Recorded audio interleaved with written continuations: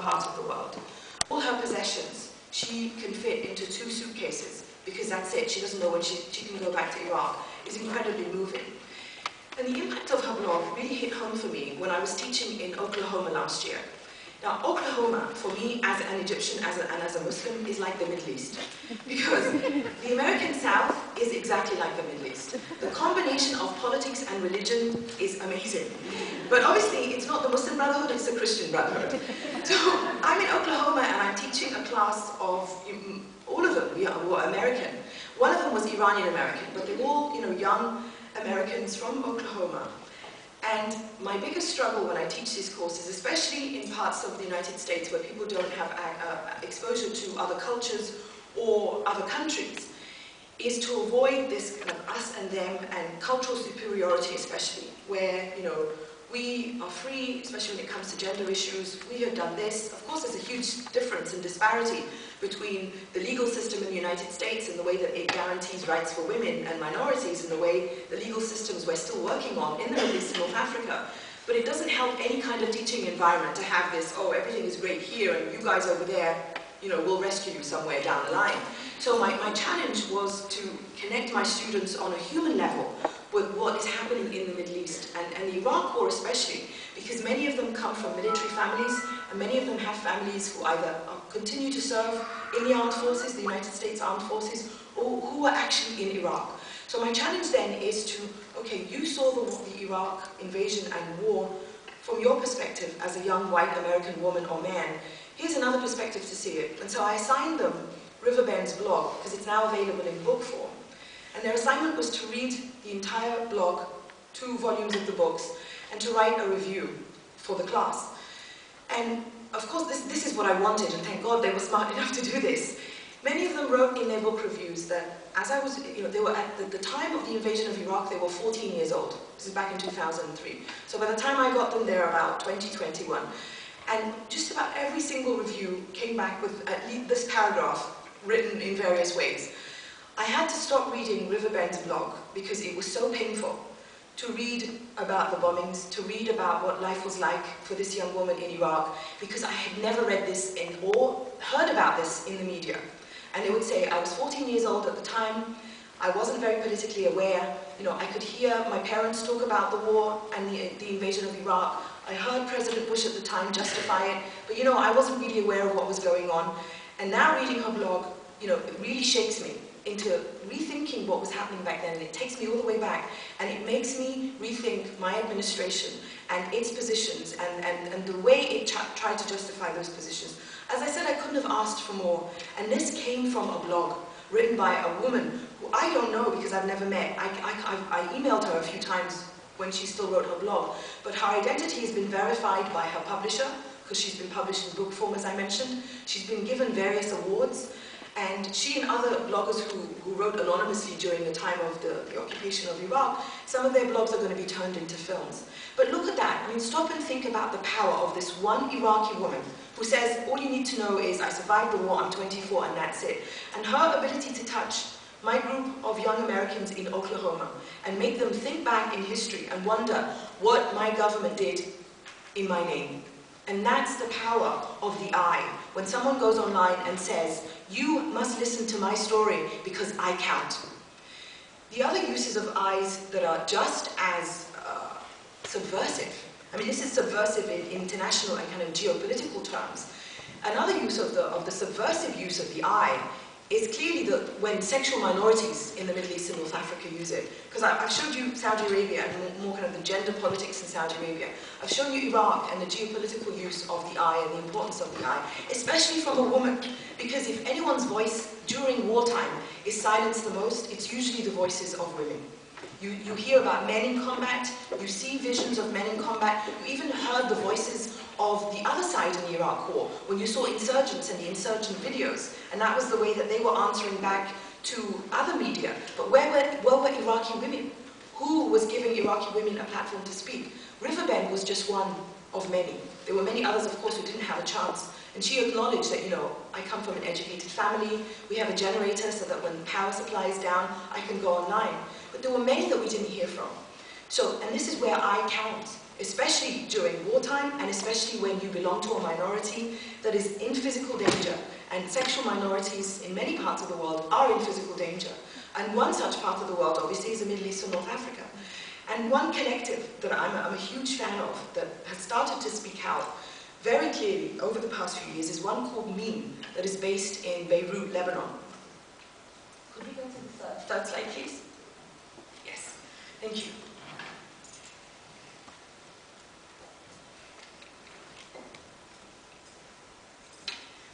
Excuse me. Now, MENA is the Arabic letter for M, basically. And there's a reason that they chose the Arabic letter for M. For a long time in Arabic, and this is a lovely example of how language often has to catch up with the reality on the ground. For a long time in Arabic, we didn't have a word for feminism. So the concept, the idea, the demand for women's rights, as I said, has existed for a long time, but we didn't have a word for it until someone came up with the word nasawiyya, which is the word now recognized for feminism in Arabic. For an even longer time, we didn't have a word that was not an insult to represent same-sex relationships, be they gay, lesbian, bisexual, transgendered, queer, the queer experience essentially. So we had words that were very insulting, like pervert, like deviant, and those were the only words. And then someone came up with a literal translation of the phrase same-sex. And for a man that would be mithli, and for a woman that would be mithliyya. And that literally means same-sex. And that's where MENA got their name, MENA for mithliyya.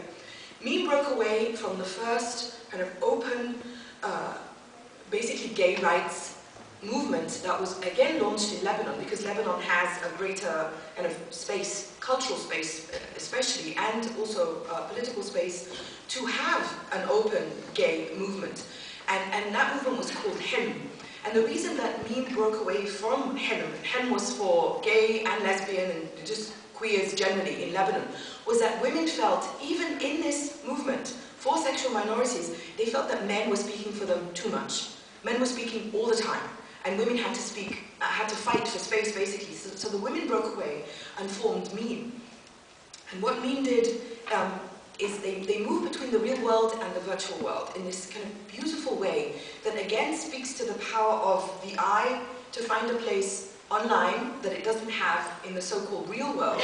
But you must take out that eye into the real world if you really want to help someone who is in physical danger or who feels alone and feels isolated.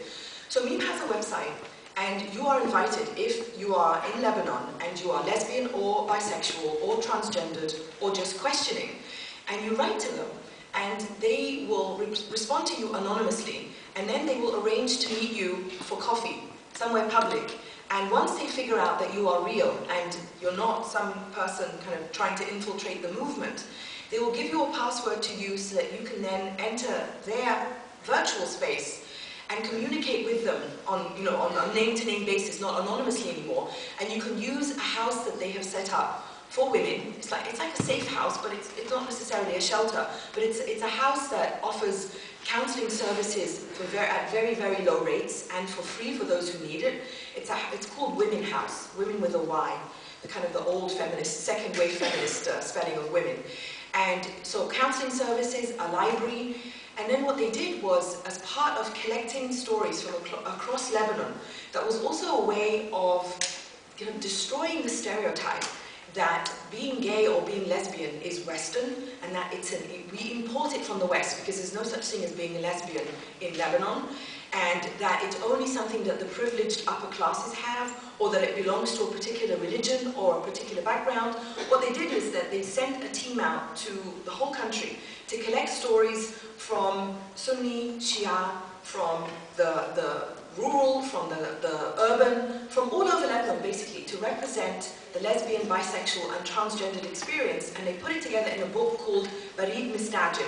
So this is where they became now real form. They moved from the virtual world into the real world. And my first experience with this book was my first experience with Beirut. I first visited Beirut in May of 2009. And the first thing I did that night could only happen in Beirut. And that was the book launch for Barid Mistajib. At the time, it could only happen in Beirut. I'm hoping it happens in Cairo, in Tunisia, in Yemen, in Syria, in many places. But back in 2009, it could only happen in Beirut because of that greater movement or ability to move culturally and politically that Lebanon offers. And they launched this book at a stage very similar to this, where there were two women who openly identify as lesbian, one reading in English, one reading in Arabic, from this book of oral narratives of the lesbian and bisexual experience in Lebanon. And the stories were incredibly moving because, as I said, they came from across the country, various parts of the country. I will read you a small section from just a few of them. And they didn't just deal with the experience in Lebanon, but let me just give you a few lines. This is an excerpt from the story God's Will. My mother is a devout Muslim woman. Her belief in God is so powerful that she surrenders everything to His will. Anything that happens is because God wills it. And so she didn't question or challenge my homosexuality. Allah Haik, I can't read the other word. Anyway, basically her mother says to her, that's just the way that God made you. She told me it made no sense for her to try to change God's will.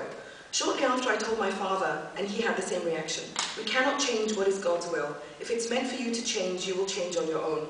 This is an odd reaction for Muslim parents who usually get scared of their children's actions being sinful. Not my parents. When they thought about it and discussed the matter between themselves, they deduced that my living a lie was a bigger sin than my sexuality. They told me that it was better for me to be honest with myself and my parents than to be a hypocrite. Now, just digest that paragraph. The number of stereotypes that paragraph unpacks about Muslim parents, about coming out to your parents in a Muslim environment, about just coming out. Now, by no means are all the stories in this book this positive, because there are many stories in there of women and the transgendered saying, there is no way I can come out to my family, they will kill me. And others saying, when I came out to my family, they totally disowned me. But I read this paragraph to you especially because they find stories there too that you normally don't come across, that do challenge stereotypes inside Lebanon and outside Lebanon of what Muslim parents, of how Muslim parents would react to their daughter saying to them, I am a lesbian.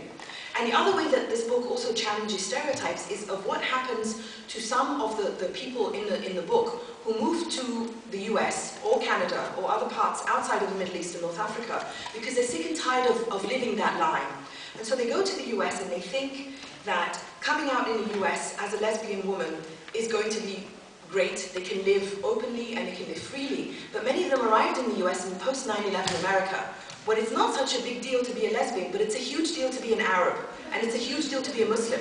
And then they find themselves having to challenge a whole bunch of other stereotypes. And this is a huge challenge right now for the queer Muslim movement in the US, and it does exist. There are queer Muslim groups in the US who recognize that they have to juggle many things, and many bigotries and many groups that are discriminating against them.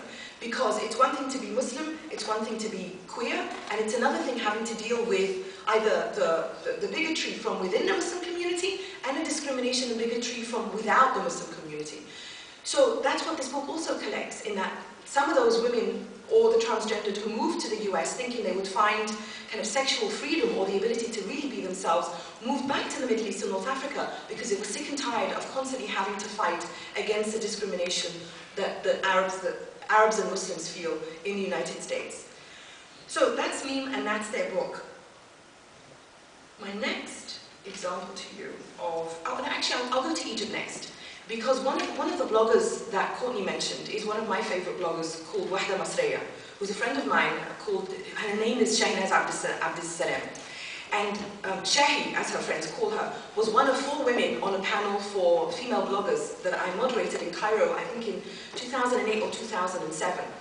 And Shahi's experience was great because she told us how she's from Alexandria, and before she moved to Cairo, she would take the train from Alexandria to march in the street protests of 2005. 2005, as Lena mentioned, was a great year of street protests, of flourishing of the online scene. It was unfortunately crushed, but it was one of the many catalysts that led the way to the revolution that we're now living in Egypt. So Shahi was one of the people who would take a train from Alexandria, come all the way to Cairo, demonstrate and march and chant down with Hosni Mubarak, and then she would go home and blog about it under her blog called Wahda Masreya, which is